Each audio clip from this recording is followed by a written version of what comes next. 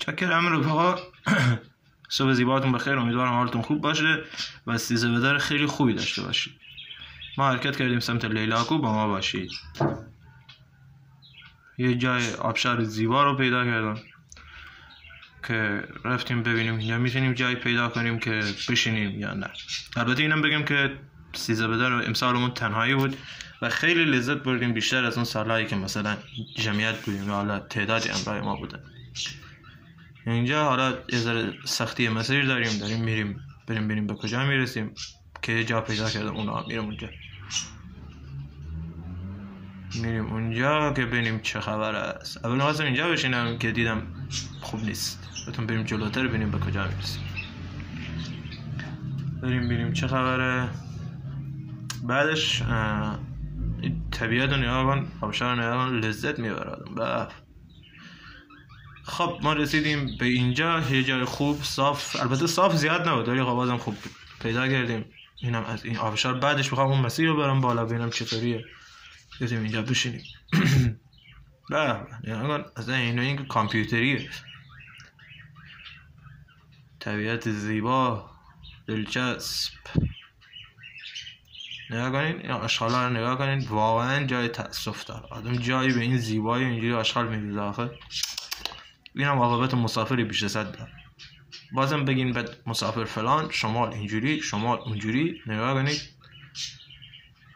حیف که پلاستیک با خودم نداشتم، وگرنه تمام این زباله ها رو جمع میکردم. حیف. دیگه کم کم وسیله هامون رو پهن کنیم، بشینیم که گوشنمون رو صبحانه بخوریم. چکر رفقا.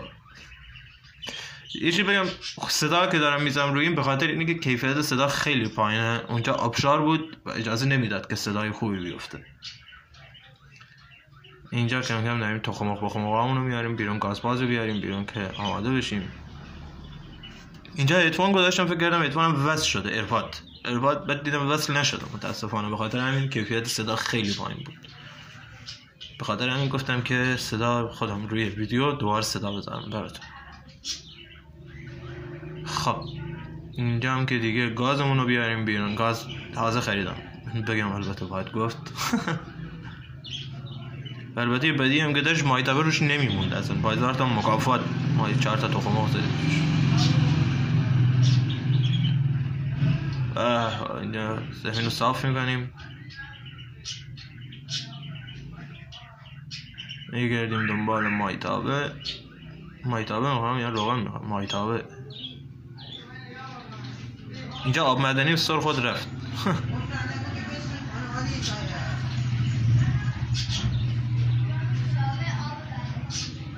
روغن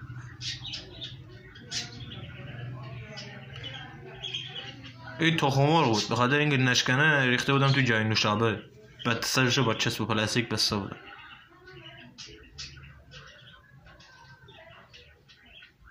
جادم خالی صبحانه تموم شد.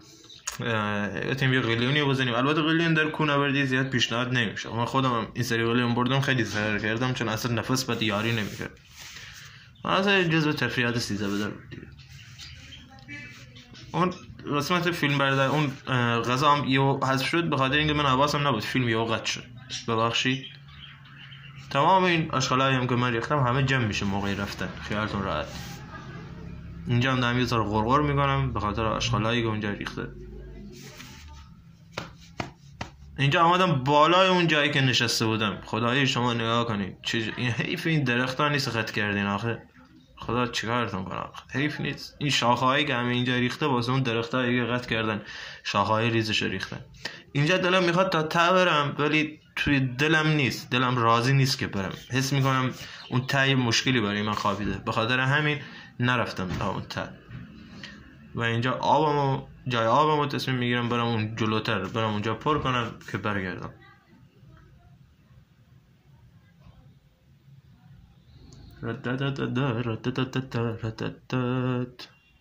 اینجا موزیک بادا هم براتون میزنیم که اعصابتون خراب نشه.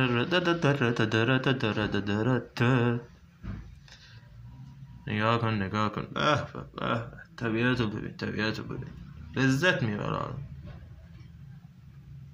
خدایی حیفه، قدر این دو جا رو بدونید، والله حیف.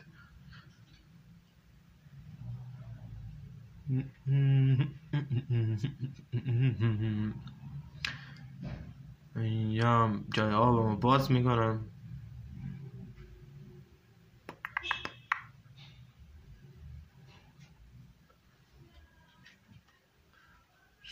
اینجا دارم با یه دست زور میذارم جای آب باز کنم، به خاطر همین یه ذره دوربین این ور اون ور رفت.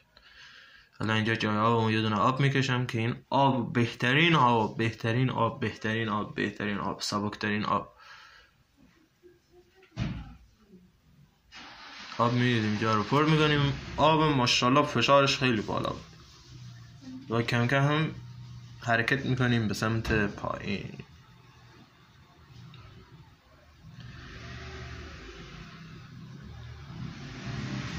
خب دوستای عزیز، 13 ما پدر رفت، تنهایی رفتیم، به خودمون لذتی بردیم. حالا اصلا ما دیگه به تنهایی عادت کردیم، تنهایی به دنیا آمدیم، تنها هم از دنیا خواهیم رفت.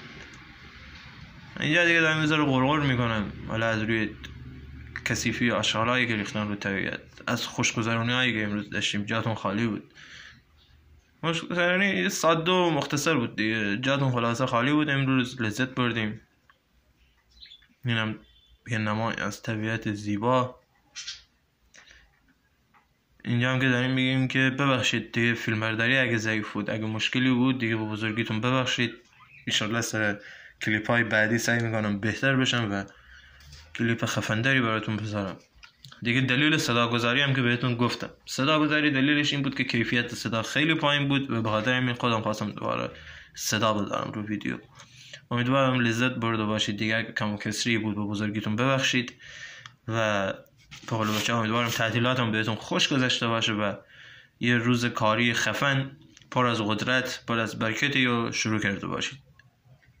البته متاسفانه امروز هم که همونجوری که خبر دارم تعطیل نکردن و متاسفانه رفتن دوستان سر کار. اون دوستایی هم که اومدن شمال و لنگرود امیدوارم لذت برده باشن، مشکلی پیش براشون نیامده باشه و مشکلی پیش نیاورده باشن، لذت برده باشن، اشغال خودشونو کرده باشن توی لنگرود و توی شمال و حالا هر کجایی که این ایران گرفتن و 13 بدر یا کل تعطیلات عید امیدوارم لذت برده باشن. شمال همیشه پذیرای شما خواهد بود. حال دلتون خوب باشه. لایک کامنت یادتون نره. در پناه خدا، یا علی مدد.